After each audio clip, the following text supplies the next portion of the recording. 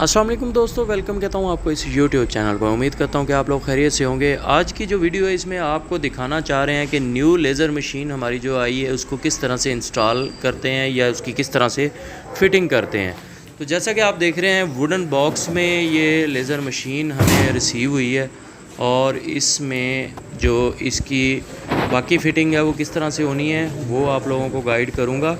और यहाँ पे हमें जैसा कि ये इसका कंट्रोलर ये ऑलरेडी इंस्टॉल था, इसके जो सर्किट्स हैं वो ऑलरेडी, लेकिन बीच में जो इसका बेड है उसकी सेटिंग हम एडजस्टमेंट जो है वो करेंगे। जो इसका हेड है वो ऑलरेडी इंस्टॉल मिला है हमें, जैसा कि ये देख सकते हैं आप, स्लाइडर वगैरह ऑलरेडी इसका इंस्टॉल्ड है। लेकिन मेन चीज़ के बेड की एडजस्टमेंट करनी है और इसके अलावा ये जो इसका स्टैंड जो नीचे हमें मिला है, ठीक है, जैसे ये देखें आप, व्हील्स लगे हुए हैं ऑलरेडी। और इसको ये भी हमें पीसेज में मिला है। हमने ये स्क्रू ये एक पीस को तो मैंने लगाया है टेम्परेरी ताकि इसको हम खड़ा कर सकें। तो ये इसकी जो बेस है लेज़र मशीन की, जो स्टैंड है, इसको हम जो है फ़िट कर रहे हैं। तो इसको स्क्रू लगाएंगे और इस तरह से ये लेज़र मशीन इसके ऊपर आ गई है। ठीक है जी, लेज़र मशीन आ गई है। ये तो एक बेसिक चीज़ें थी जो कि हमने थोड़ा स्किप करते हुए आपको दिखाई हैं। मज़ीद जो इसकी डिटेल से सेटिंग है वो किस तरह से होगी वो आप लोगों को बताता हूँ। जैसा कि ये इसका नीचे वाला जो स्ट्रक्चर है, इसके नीचे ये आप देख सकते हैं कि ग्रूव्स जो हैं वो इसमें स्क्रू के रॉड जो है ना वो लगे हुए हैं, जिसके साथ चेन अटैच्ड है। तो ये पूरी चेन जो है वो हम जो मशीन पे बटन दिए गए हैं दो, उसके ज़रिए हम ऑपरेट करते हैं, जिसकी वजह से चारों कॉर्नर्स जो हैं इसके फ्रेम के अप डाउन होते हैं। ठीक है, यानी कि ये बेड को अप या डाउन करना है तो उस पर्पज़ के लिए ये नीचे जो रॉड लगे हुए हैं ऑलरेडी। और अभी इसका जो कॉम्पैड जो है वो पैड जो है वो हम इसमें यहाँ पे रख रहे हैं हेड के निचली साइड पे, जैसा कि ये देख रहे हैं कि ये नीचे रख के। और अब हमने क्या करना है कि इसकी जो हेड का लेवल है वो चेक कर लेना है कि तमाम साइड्स पर बराबर आ रहा है या नहीं आ रहा। यानी कि उसकी बेड की जो हाइट है, क्योंकि बेड जो है उसका स्ट्रक्चर वो हमने ख़ुद से जब सेट किया है तो उसमें हमने चारों कॉर्नर्स का लेवल एक बराबर रखना है, ताकि जो हेड जिधर भी मूव होके जाए, जैसा कि आप देख रहे हैं ये यहाँ पे मैं ले आया हूँ, नीचे स्पेस चेक कर रहा हूँ कि उतनी ही है जितनी उस कॉर्नर पे थी। तो चारों कॉर्नर पे ये जो स्पेस है ये बिल्कुल बराबर होगी तो हमारा बेड लेवल सेम होगा। यानी कि जो भी हम ऊपर शीट रखेंगे उससे हेड का डिस्टेंस सेम आएगा। जो हम डिस्टेंस सेट करेंगे या हेड का जो लेवल हम सेट करेंगे जितने डिस्टेंस पे, सपोज़ 8 mm हमने गैप देना है तो 8 mm तमाम शीट पे रहेगा जब हम इसकी जो बेस है वो अगर प्रॉपर लेवल पे सेट करेंगे।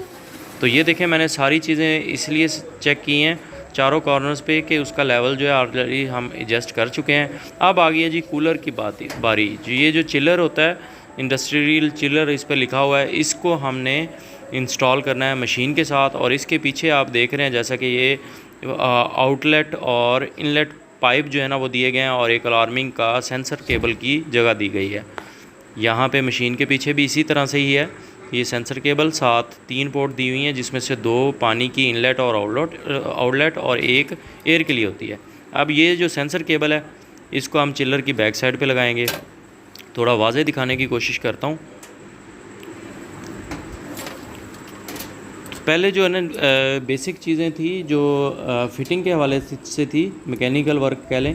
अभी जो मेन चीज़ है कि यहाँ पे हमने ध्यान करना होता है, ये सेंसर जो है ये अलार्मिंग करता है अगर पानी बीच में मूव नहीं कर रहा होगा पाइप में, इनलेट और आउटलेट वाले में, जो कि लेज़र को ठंडा करने के लिए यूज़ होता है।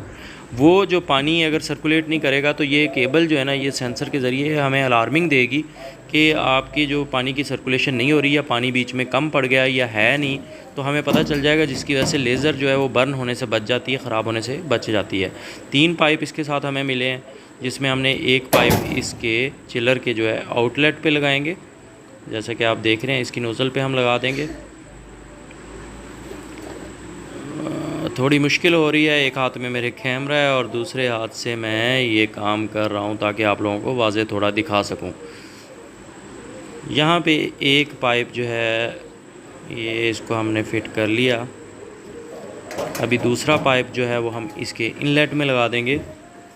यहाँ पे ख़ास ख्याल रहना चाहिए कि जब इस साइड पे हम पाइप लगा रहे हैं तो कोई मसला नहीं, लेकिन जब लेज़र वाली मशीन लेज़र की साइड पे जब हम लगाएंगे तो यहाँ का इनलेट उसके आउटलेट में लगेगा और यहाँ का जो चिलर का आउटलेट है वो उस लेज़र मशीन के इनलेट में लगेगा। मैं समझाता हूँ। ये देखें, ये इनलेट पाइप है, ये जो मेरे हाथ में आ गया इनलेट पाइप, इसको हमने लेज़र मशीन के वाटर आउट में लगाना है, यानी कि यहाँ से आउट होके उसकी चिलर के इन में जाएगा ना। तो ये चीज़ हमने इस तरह से ध्यान से लगानी है। अब यहाँ से जो आउटलेट वाटर पाइप है चिलर का, उसको हमने इनलेट में लगाना है, वाटर इन में, लेज़र में पानी इन करने के लिए ये यूज़ होगा। अब थर्ड पाइप जो है ये हम इंस्टॉल कर लेंगे एयर वाले पे, एयर इन। देखिए पाइप की जो ये डायग्राम जहाँ जैसे यहाँ पे शो हो रही है, डायग्राम यही रहेगी, लेकिन लोकेशन थोड़ी बहुत मशीन पे चेंज हो सकती है। मज़ीद ये एयर कंप्रेसर हमें साथ मिला है, जो कि आप देख रहे हैं, मैं निकाल के दिखा रहा हूँ आपको। ये एयर कंप्रेसर मैक्सिमम मशीन के साथ यही होता है, यही शेप होगी, क्योंकि ये लॉन्ग लाइफ चलने वाला कंप्रेसर होता है और ये ड्राई एयर दे रहा होता है। अगर सर्दी है तो उसमें भी ड्राई एयर प्रोवाइड करेगा, एक तो ये बेनिफिट होता है। दूसरा, मुसलसल लेज़र अगर कई घंटे चलती है तो कोई और कंप्रेसर यूज़ किया जाए, या मतलब एयर जो प्रोवाइडर कोई भी डिवाइस हम यूज़ करते हैं तो वो ओवर हीट होकर ख़राब हो सकती है। ये काफ़ी लॉन्ग लाइफ 24 घंटे भी चलें तो इसमें कोई हर्ज नहीं आता। तो ये कंप्रेसर जो है इसके साथ हमने एयर वाला पाइप जो है वो लगाना है, और ये इसका स्विच जो है वो बिजली में लग जाएगा। ये एयर वाला पाइप जो कि हमने उधर से लगा लिया था, ये अब हमने यहाँ पे लगाना है, और इसकी जो नोज़ल है वो यहाँ पे लगेगी तो पाइप ये इंस्टॉल होगा। ये आ गई इसकी नोज़ल। इस नोज़ल को हम फिट कर लेंगे कंप्रेसर की। ये यहाँ पे देखें स्क्रू बने हुए हैं, इसको अच्छी तरीके से टाइट करके, और ये पाइप हम यहाँ पे लगा देंगे। और ये जो स्विच है ये हम इसकी बैक पोर्ट में लगाएंगे। यहाँ पे हमें 3 प्लग और नीचे 6 टोटल सॉकेट्स मतलब दी गई हैं। ये अभी बोतल जो है वो हमने कोल्ड ड्रिंक वाली बोतल उसको कट कर लिया कीफ के तौर पे, क्योंकि अभी मेरे पास और कोई चीज़ नहीं थी, क्योंकि हमने इसमें पानी डालना था इसके चिलर में। तो पानी डालने के लिए ये बेहतरीन तरीक़ाकार था जो मैंने अप्लाई कर लिया। अब पानी डालना आसान हो गया है। तो इसमें हम इसे फिल कर लेंगे टोटल टैंक को जो चिलर का है। इसमें पानी जो है वो कंप्लीट हम अच्छे तरीके से भर लेंगे।